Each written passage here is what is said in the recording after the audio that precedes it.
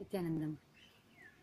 Humble obeisance to the lotus feet of my beloved Master, my Sadguru and Jagadguru, His Holiness Bhagavan Paramahamsa Sri Nityananda, the living avatar of this millennium. My name is Manitya Bhaktikananda Swami, and I am a monastic disciple of Bhagavan, and a blessed disciple in that to be part of the autobiography of the Avatar team that is compiling the life story of the Avatar. We are bringing together the words of Swamiji on his own life story, combining it with our discoveries of the life of Swamiji through living eyewitnesses. There are witnesses living today across the country who were part of the life of the Avatar at various times during his trails across the country. I'm speaking to you from the magical land of Tiruvannamalai, Swamiji's birthplace, at the feet of the sacred hill Arunachala, which is Sadashiva himself, where Swamiji spent the first 15 years of his life living with the people here. As I hop from street to street, house to house, literally every rock, tree, pebble and person has something to say, moving me on in this treasure hunt in the trail of Bhagavan so many years ago in this very land. The peak of all the sharing that I've heard till today is what I want to share with you through this video. As I'm discovering the eyewitnesses from this land, we hit upon Ottu Rajendran Ayya, who is the Jawan or the watchman of the Arunachaleshwara temple. How often we have heard Swamiji say, if you had to build a memorial for me years later, it would not be anywhere near my house. It would be at the Arunachaleshwara temple. The opening statement of Rajendran Ayya in his sharing was, Swami never went to school or home. He was virtually at the temple. And when he said that, there was a first match in my mind of Bhagavan's own words and the words of this eyewitness.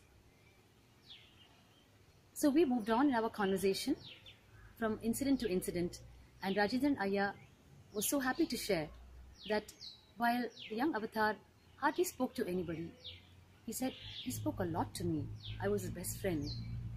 And we have heard the same from Swamiji's words too.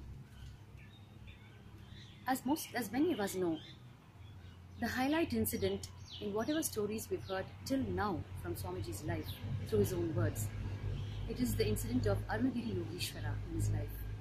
Arunagiri Yogeshwara is Sadashiva incarnate, and his Jiva Samadhi is in the Arunachaleshwara temple behind the main sanctum. In this Leela of Arunagiri Yogeshwara in the life of the young Avatar, Arunagiri Yogeshwara assumes the form of a young sadhu and plays the role of a guru. So it is for the first time on planet Earth that the Lord incarnates as the Avatar, as the disciple, and this young sadhu as a guru, and plays the role of both guru and disciple in a sweet 9-month relationship that culminates in the profound experience of oneness or Advaita between the two. And this is given as a powerful initiation by Bhagavan Paramahamsa Sri Nityananda Swami today to millions of seekers around the world, while he recounts this powerful Leela and follows it with an initiation, leading on the seekers to the very experience of oneness that he had through this Leela in the life story. So I was continuing in my conversation with Rajendran Ayya, and as he was recounting so many stories, I could see that even at that time, how torn he was between the rules he had to maintain as the Jawan or the watchman of the temple, and the role that he had to play as the young Avatar's best friend in the temple. Many a times he had a difficulty persuading and bringing down Swamiji from the sacred banyan tree that he would climb and sit, as it was not allowed inside the temple.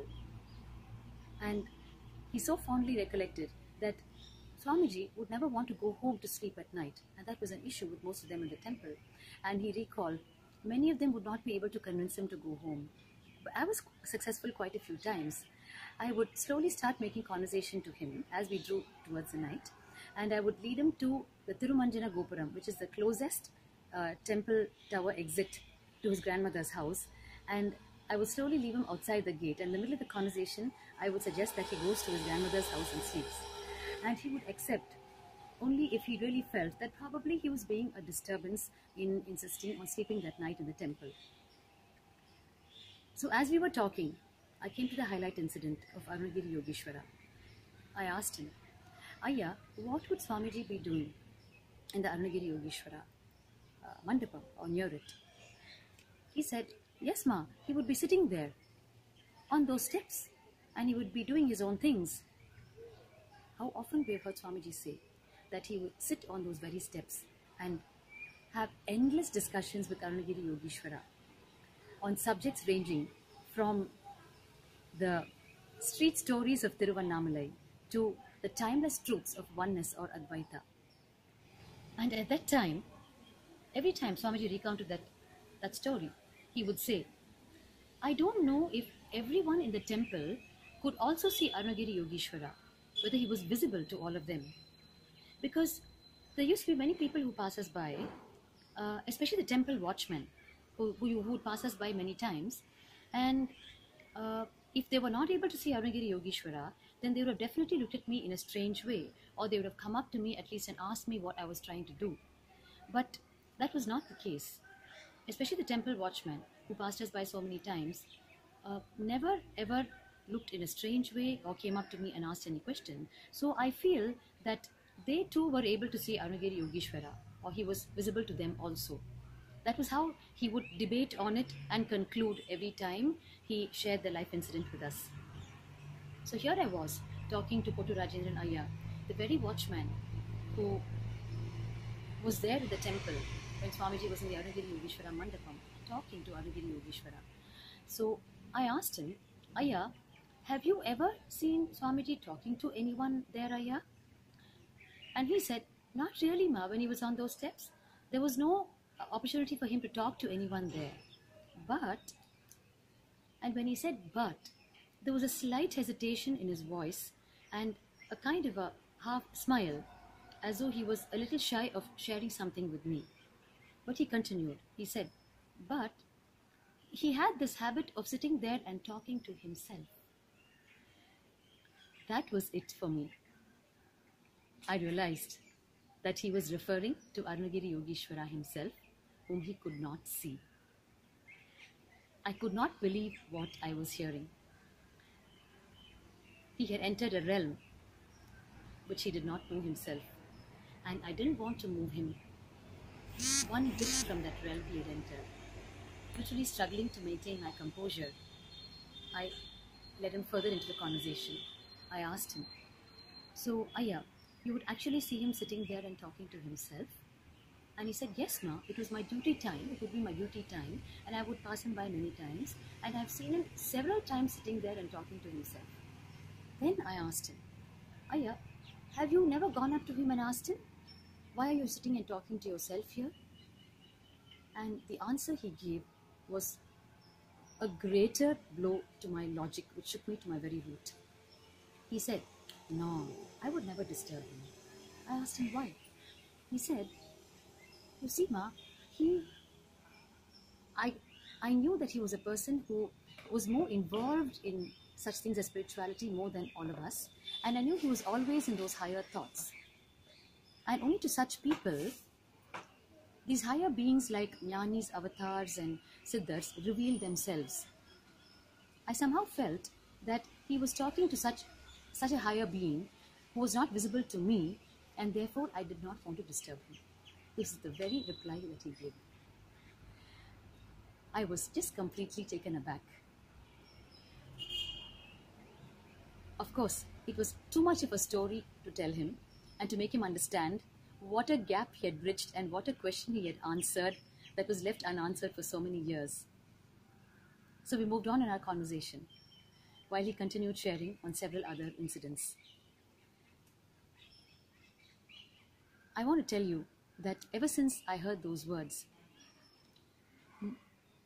even more than any of the profound initiations we've received from Swamiji, these words from that eyewitness set up by the cosmos itself to its own Leela, those words are continuously ringing in my ears.